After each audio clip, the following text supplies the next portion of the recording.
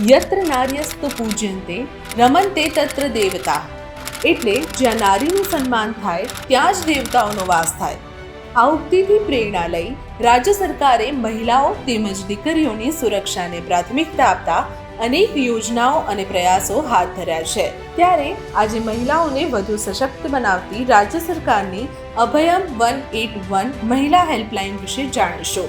ગુજરાત સરકારના મહિલા અને બાળ વિકાસ વિભાગ, ગૃહ વિભાગ અને GVK EMRIના સંયુક્ત ઉપક્રમે અભયમ 181 મહિલા હેલ્પલાઇન શરૂ કરવામાં આવી છે. આ હેલ્પલાઇન સમગ્ર રાજ્યમાં 24/7 સુવિધા પૂરી પાડે છે, જેનો મુખ્ય હેતુ કોઈ પણ વયની સ્ત્રીને સુરક્ષિત રાખવાનો છે.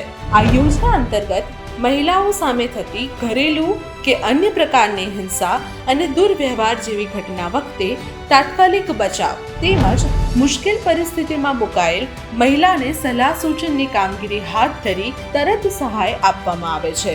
રાજ્ય સરકારની આ પહેલમાં હાલ 47 રેસ્ક્યુ વાન કાર્યરત છે.